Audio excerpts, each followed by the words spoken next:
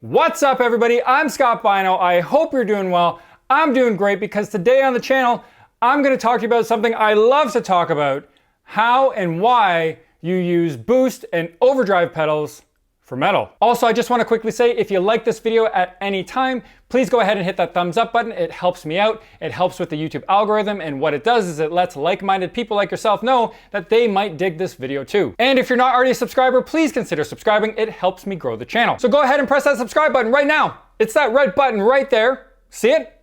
Click it. It's red now. When you click it, it'll turn gray, and yeah. We'll be friends. I'm making this video for two reasons. The first is I think there is some confusion or misinformation out there as to why and how you use a boost or an overdrive pedal for metal and what the differences between those two pedals are. And the second reason why I'm making it is for the young guitarists out there who are maybe just getting started and just sort of getting interested and getting to understand what boost and overdrive pedals are. I remember when I was just starting out as a young lad, I used to think all of the overdrive sounds that I was hearing on the albums that I loved growing up were coming from like Boss DS1 distortion pedals into the clean channel of an amp. The reason why I thought that is that my very first pedal I ever bought was that orange Boss DS1 distortion pedal, and I loved it. When I brought that thing home and I stepped on it and I heard the sounds coming out of my amplifier, I was completely blown away. As I got a little bit older, I upgraded to a Boss Metal Zone, and I remember thinking to myself when I was using that Metal Zone, I was like, holy shit, I've just stumbled on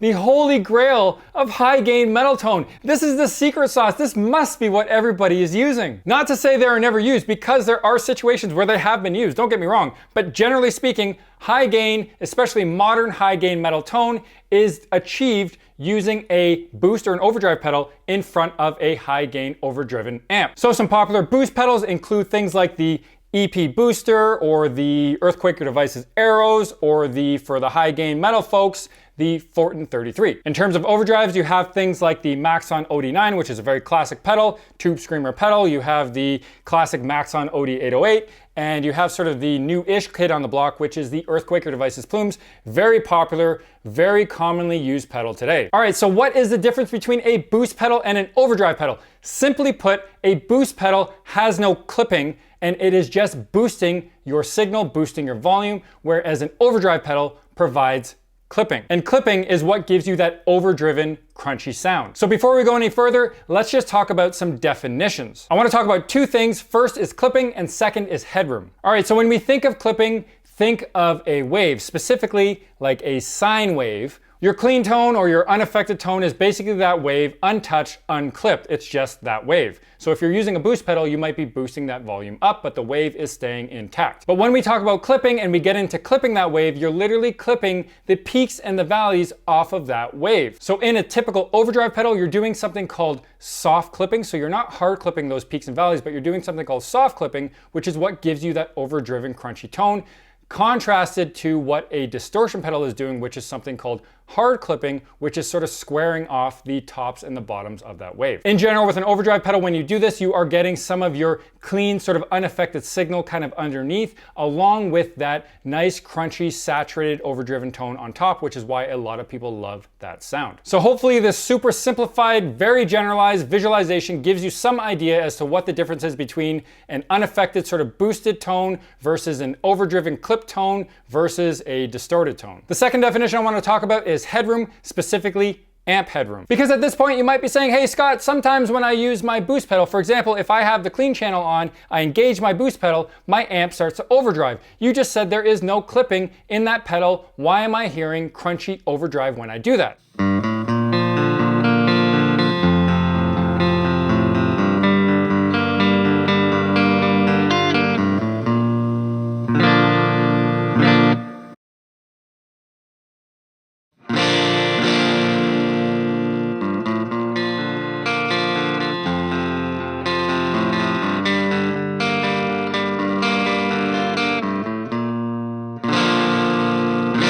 And And the way to explain that, at least the way that I understand that, is to think about your amp's headroom. Essentially, your amp's headroom is the amount of space that you have where your amplifier stays clean, your tone stays clean, it doesn't overdrive. Once you pass that headroom threshold, that's when your tone starts to break up and starts to sound overdriven. In general, the higher the wattage of your amplifier, the more headroom that you have to stay clean. Once you pass that headroom threshold, that's when you hear things break up. So as an example, let's say you are playing a guitar with single coil pickups, you set up, you dial your amp to give yourself a nice clean tone, you strum a chord, it's nice and clean.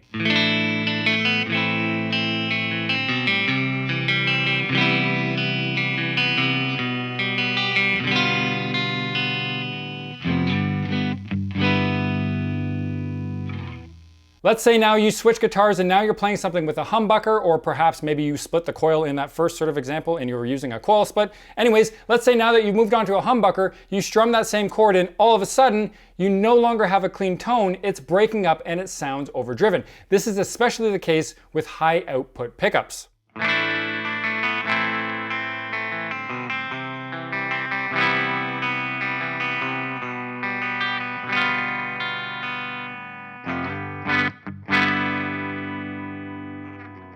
And as many of you know, a humbucker essentially is just two single coil pickups wound together to reduce the hum that you get from a single coil pickup. But what you're also doing is you're increasing the output in the volume that that pickup can produce. So now when you're strumming that chord through a humbucker, you have increased the voltage that is being produced compared to the single coil, and you have now moved in above the headroom of your amplifier, giving you that overdriven tone. So why am I talking about amp headroom? Well, again, think back to the boost pedal when you engage your boost pedal, and if you do get some overdrive and some breakup, what you're probably doing is moving outside of your amp's headroom and you're moving above that threshold and your amp is starting to overdrive and get some breakup. Make sense? So like I said before, a boost pedal is literally just increasing or boosting the volume of your signal. There isn't really any clipping going on in a typical sort of simple boost pedal. Now there are different methods in which pedal manufacturers choose to clip the signal. It could be FET or MOSFET clipping, it could be silicon diode clipping, it could be LED clipping. There's a bunch of different ways that you can clip a signal.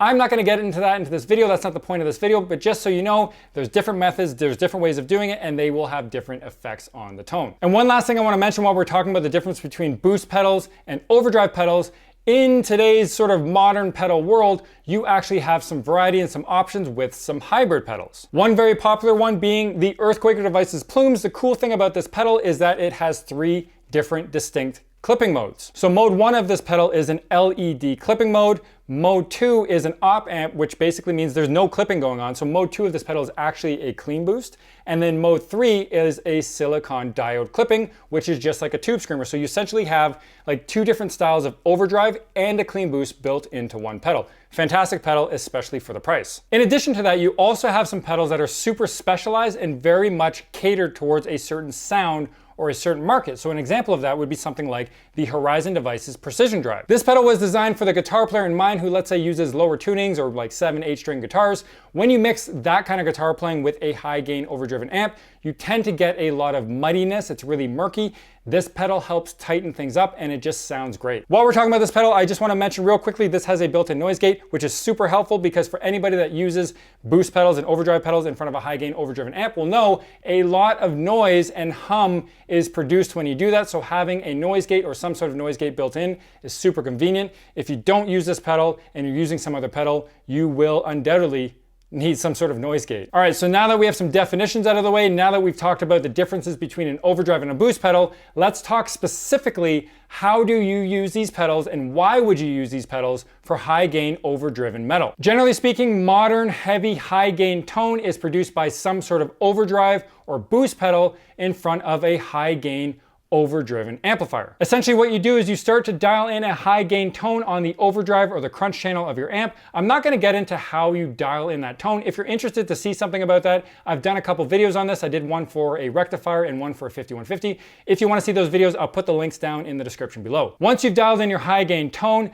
adding in a boost or an overdrive pedal really puts the icing on the cake. It really helps to sort of manicure and carve out your tone. A good overdrive or boost pedal will tighten up your sound and it'll help you cut in a mix or within a band setting. So the question that sometimes people ask though is, do you need an overdrive or do you need a boost pedal? What if I like the tone and the sound of my amplifier I don't need to put a pedal in front of it. That may be the case. Honestly, there are some amplifiers on the market now. A lot of the new modern high gain metal amps are designed with this in mind. As much as you might say you don't need to boost it, it still sounds great when you do. I sometimes read comments from people saying you don't need to boost amplifiers. People who put overdrives or boosts in front of high gain overdriven amps, it's just redundant. You're just adding gain on top of gain and it doesn't make any sense. Whenever I see comments like that, I have to laugh because it makes me think those people probably aren't into metal, so they don't really get it or they don't really understand what's going on in terms of tone shaping for high gain overdriven metal.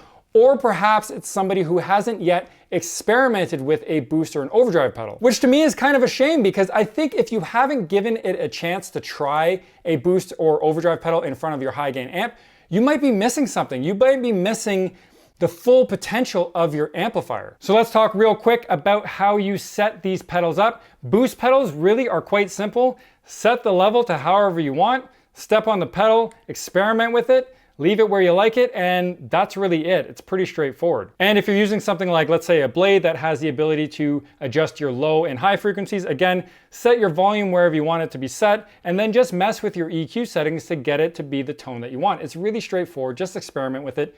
Pretty simple. In terms of overdrive pedals, what you want to do is take your drive knob, turn that all the way down, and then turn the volume knob all the way up, and you can adjust your tone to taste. Essentially now what you're doing with this overdrive pedal is you've turned it into a boost pedal because now there's no clipping. So the question you may have right now is, should I get an overdrive pedal or should I get a boost pedal? That's a hard question for me to answer. It's really totally dependent on what you're trying to achieve and what you want to play. There are some people who say that a boost pedal is a great always on type pedal, whether you are boosting the overdrive or crunch channel of your amp, or if you're playing just on the clean channel. Some people like to leave the boost pedal on all the time. It's a matter of preference. Others might say that an overdrive pedal is a bit more versatile. If you put it on a clean channel, you can get some nice overdriven saturation, which is really pleasing as a traditional overdrive pedal, but then you also have the option to use it as a clean boost in front of your high gain overdriven channel. It's totally up to you. It's a matter of preference. And what I want to just say too is that some pedals work well and sound better with certain amplifiers over other pedals. You won't really know until you experiment. If you're just getting into the overdrive pedal game, I can't recommend the Earthquake or Devices Plumes enough just because the price point is fairly low compared to other pedals. And like I said, you have two different overdrives and a clean boost built into one pedal. It's pretty cool. One last quick thing I want to mention too is sometimes you hear people talking about stacking overdrives or stacking boost and overdrives. What that all means is really just playing two pedals at the same time or stacking two pedals together. So you might have a boost pedal in front of your overdrive pedal. What that's essentially doing is increasing the gain and the volume of your overall signal to give you sort of like a different and unique tone. On the other hand, some people like to put the boost pedal after their overdrive and only engage it in certain spots or parts of a song. For example, like a guitar solo where you want a volume boost or an increased boost to put you above the level of the rest of the band to stand out. All right, so what I want to do for you is just quickly demo some of these pedals so you can hear the differences in the applications in which you might want to use some of them. So let's start out with the classics, the tried and tested tube screamer style overdrive pedals.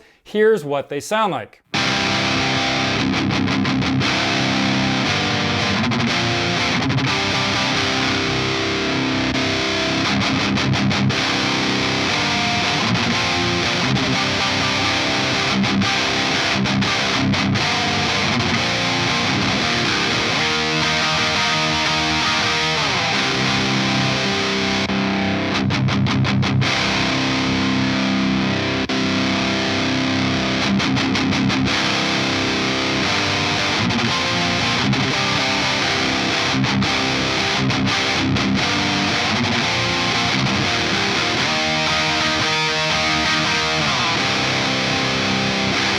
Now, in keeping with that, let's showcase some of the versatility of some of the hybrid pedals. Let's take a look at the Earthquake or Devices Plumes to hear how that sounds.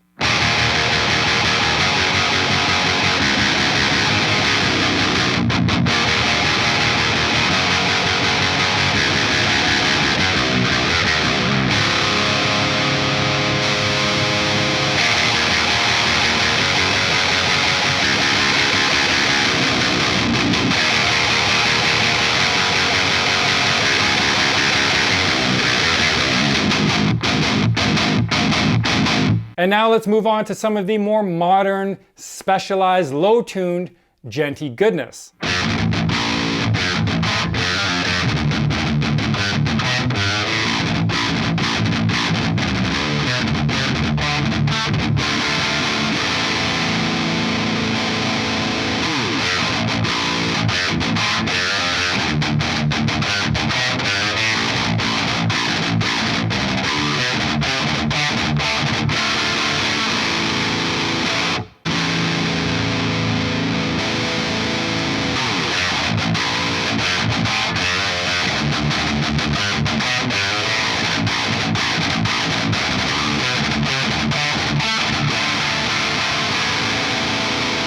And lastly, here's some of the like balls out, super aggressive, super high gain pedals.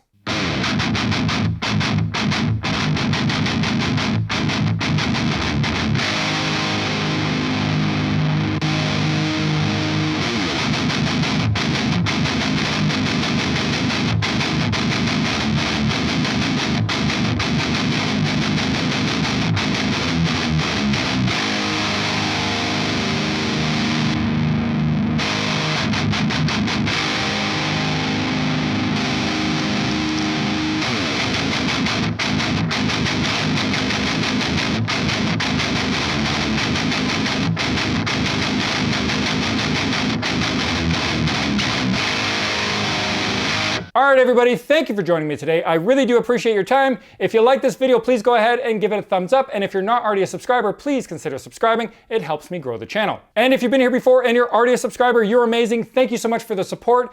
Hope you guys all have a great day. And remember, stay safe and stay heavy. Peace out.